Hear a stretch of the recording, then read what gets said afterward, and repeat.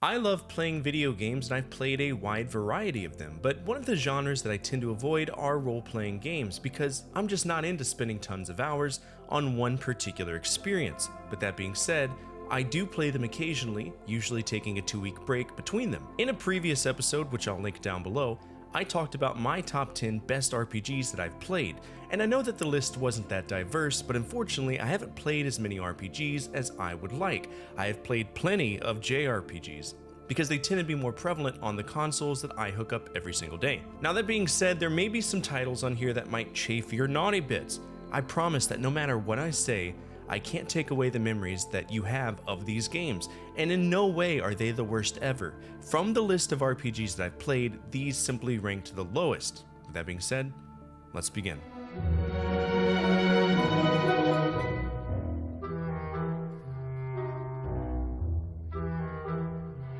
Fable is a weird one. One thing I've learned throughout time is that action RPGs are 100% good or shit based on the central mechanic of combat. You goof that up and you're boned. Now I tried to play the vanilla game on the Xbox, but I have the Duke controller and I'd rather not use an Olympic shot put to play video games, so I hopped on the Anniversary Edition on Steam, and that's how I enjoyed Fable.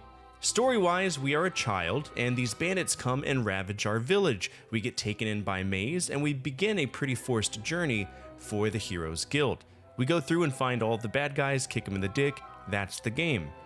I'm not particularly mad at this game, I just find it to be really weird. The people's proportions, they're off. It's like everybody's got a condition here.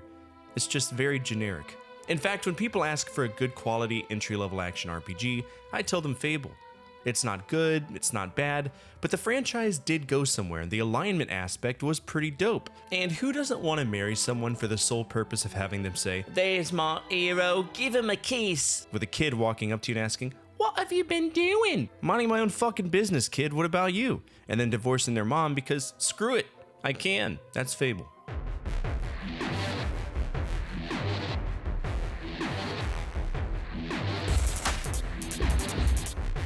Have you ever played MechWarrior? I'm sure that you have, a lot of us have. It's a stupid popular franchise that Activision has kept afloat all the while fighting FASA for rights over certain mechs, right?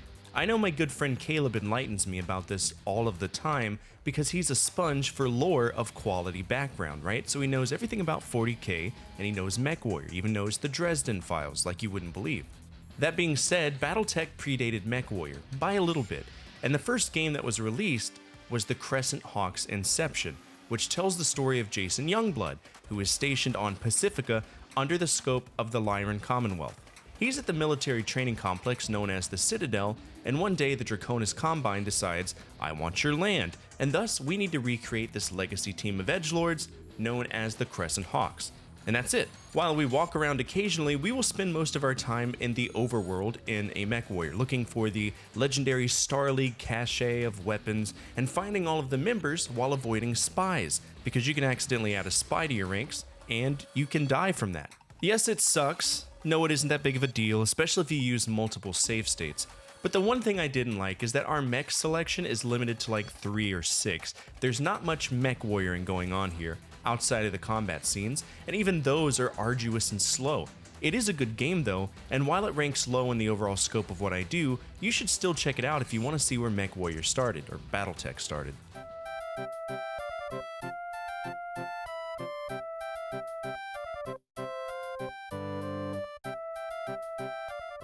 This is the start of the Elder Scrolls franchise. It's where it all started, all the way back in 1994, and what's cool about it is that it takes place on the entirety of Tamriel, whereas games in the future would usually isolate themselves to smaller provinces. Look at Daggerfall, which takes place in Hammerfell and High Rock, and Morrowind with Morrowind, Oblivion with Cyrodiil, and Skyrim with Skyrim, right? But Arena, that's the entire continent, and that map is accurate. That impressed me. Now, the issues that I'm inevitably going to have with Daggerfall are present in this game as well, but not nearly at the same capacity. Hope that makes sense. One thing I appreciate about it is just how in-depth it is for an idea that was already fairly pushed into the ground. What sucks about this game is that it is 100% a glorified fetch quest. And if you can look past that, you can destroy the evil battle mage and claim your title as the champion of Tamriel in maybe like 5 days. It's stupid easy. Literally all you're going to do is talk to random people for information, get a clue on who to talk to, get a tit-for-tat quest for information, get that item, return the information, get location of the staff piece, get the piece, and that happens 8 times for a set of 2 dungeons. So basically, it's 16 levels, which isn't bad. It has a cult following for a reason.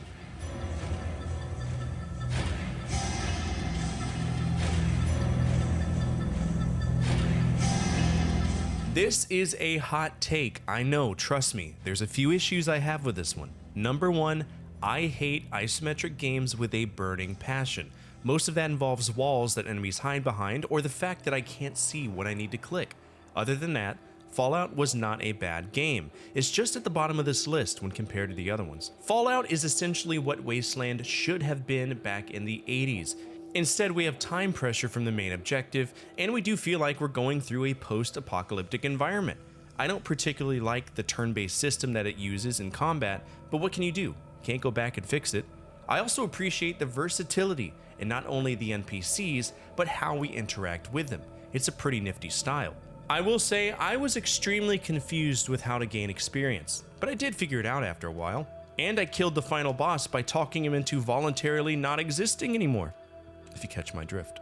At some point, I do have Fallout 2 coming up, and I do in some ways look forward to playing it. Maybe I'll do a low intelligence run. Who knows?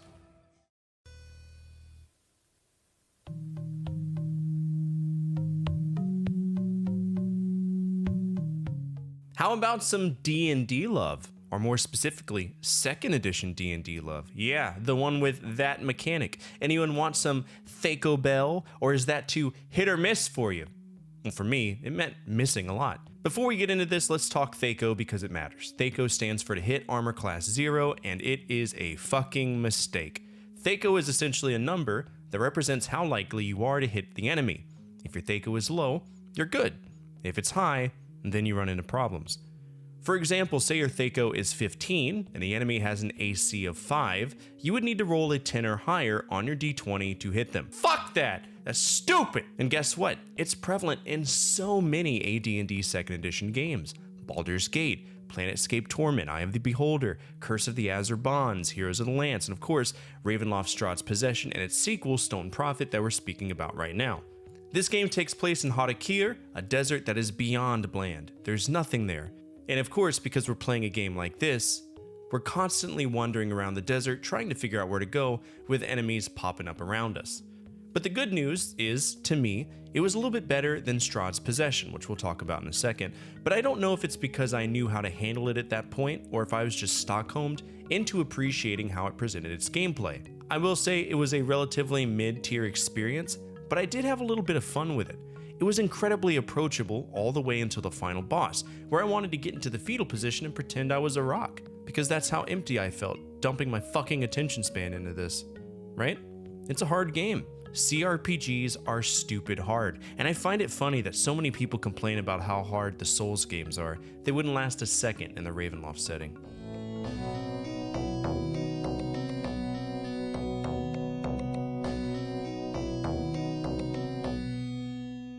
Now this game was gifted to me by my dear friend Trimmer the Wolf, and I saw it all the way through because I understood that it was important to him. But I did complain. A lot. The whole gameplay itself is great, but I'm a Pathfinder guy, and it took me a long time to understand how to play that appropriately. Almost 2 years of playing every Saturday with some occasional campaign breaks. I have never sat down and played any iteration of Dungeons & Dragons, especially on an antiquated system, so right off the bat, I got my balls turned into cream of ballsack damn near instantly, because I didn't know how to build an appropriate character and I lacked the background. Turns out I needed to do a point buy-in to even make it past the first enemy. Scripted enemy. Scripted!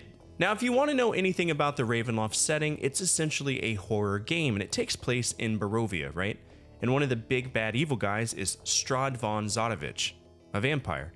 And vampires fucking suck in D&D. Level drain is a horrid mechanic. There's also some exceptionally buggy moments too. You tend to see them a lot in these styles of games.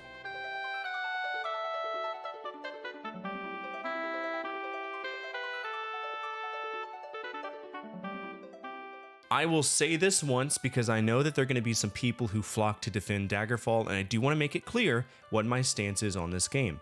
In my opinion, Daggerfall is an exceptionally flawed masterpiece. It is a brilliant game plagued by so many issues that were just impossible to accept, especially in a modern era. I'm talking game-breaking bugs, that's assuming you can get the game to run without crashing, a terrible map system that leaves you constantly lost, a combat system that worked in Arena but didn't really work in Daggerfall, and an arduous quest flow that could potentially fail because of a number of variables, right? Now, I said it was a flawed masterpiece. Had the game been properly quality assuranced, this would have been on the top 10 list, easily. The map is insanely large. The music is wonderful. The artwork is phenomenal for what it is, and many of the elements that would go on to be in the Elder Scrolls franchise as a whole started here, right? The Dark Brotherhood, the Black Hand, gaining their attention by murdering people, becoming a vampire or a lichen, diseases that wear down on you, a solid method of retaining reputation, tons of items, dungeons that are placed in a way where they aren't hard to find, a solid fast travel system. I could go on, but the game itself is broken. Now, I did beat it, and while I know that it really isn't going to get better, at least I know that Bethesda never cared to fix their stuff, so appreciate it, Bethesda. Plot-wise, we're in the provinces of High Rock and Hammerfell, specifically the Liliac Bay. We're on call from the Emperor to figure out some buffoonery that's going on in the region. For starters, the former king is going around pulling some pranks on people. Well, he's killing people in ghost form, right? And we need to figure out why that's happening. Also, we need to find out what happened to a letter that the Emperor wrote to the king's wife.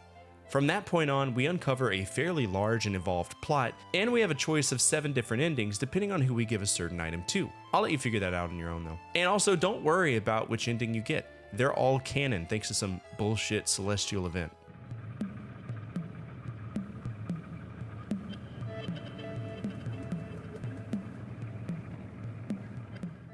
I mentioned this one in the best RPG episode because I do enjoy the remaster of this game, and for anyone who doesn't know what Wasteland is, it's the spiritual predecessor to what we know as Fallout, right? So naturally, because this inspired that line of games, I wanted to check it out, but it reeks of early PC gaming, which historically I have never been a fan of. I'm talking singular sound effects that don't add any ambience, slow-moving characters that move 1 pixel at a time, usually accompanied by this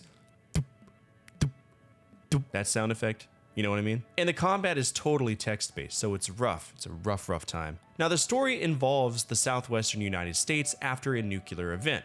The remnants of the army are rebranded as the Desert Rangers, and we have to go stop a rogue AI from destroying the population, as it interprets the current existence of humanity to be an impure specimen, and it believes it can create a better one. So we go through Las Vegas, Needles, a bunch of places in the southeast, all while attempting to get through combat and leveling up our characters. While I dislike this one, the remaster is absolutely solid, and I do suggest that you check that out.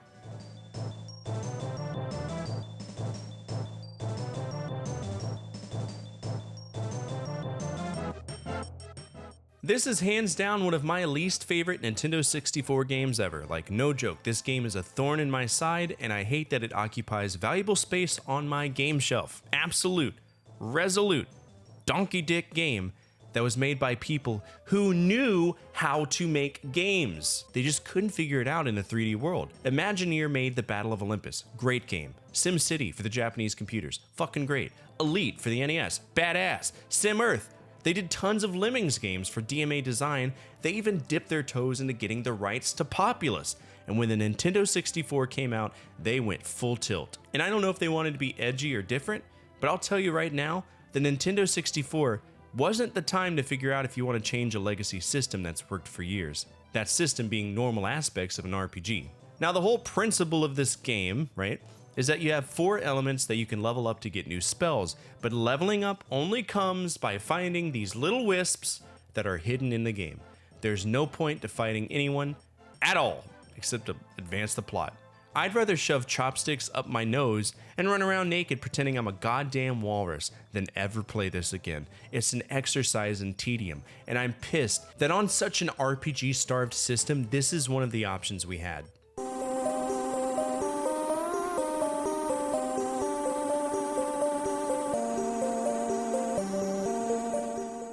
This one is an oddity, and I really don't know if it should be included, but it's one of the earliest games in what would eventually become the Warhammer Fantasy line of games. So I did go all the way back to check it out and see what it was all about. Now, if you're from the 80s, you might recall HeroQuest as a board game, and you'd be right. It was a board game, and it was created by Games Workshop all the way back in 1989, and I believe recently it had a resurgence, possibly an early 2020s release as well, and it was a very popular board game. But in 1991, Gremlin Interactive decided to try to transfer the idea of the board game to the PC market, and unfortunately it really didn't translate that well. I'm sure if I was from the era, it would have made more sense, but for the most part, you're just walking around an exceptionally slow, undeveloped world and dungeon, and occasionally getting into fights, and I think it would be more fun if we had a player too, but having someone else huddle around my keyboard, no thanks. By the way, this is the same company that also did Blood Bowl as well, the football game, if you didn't know. Now, the most recent vanilla line Warhammer fantasy game is Total War Battles Warhammer, and I guess it's coming by way of Sega for the mobile phones. Yay, everybody loves phone games. I don't like phone games. And that's it for today's episode. Sorry for the lower energy, I am sick. But I did want to finish this week off strong by not letting something trivial beat me up. But I am curious, what are some of your least favorite RPGs that you've messed around with during your video gaming history? I'd love to know, and I can assure you that the community would as well. We're a group of video game enthusiasts that truly enjoy remembering a time when life was just a little bit easier to live. Speaking of that, if you made it to the end of this video, feel free to subscribe. I release videos in a frequency that many people would consider insane, but I do. And I do it all for you, Monday through Friday at Fable. Finally, the most important thing that you could do for me is to hit that thumbs up button, as it directly impacts the visibility of the projects that I work on every single day. As always, from my family to your family, good energy, good vibes, Fortefyre out.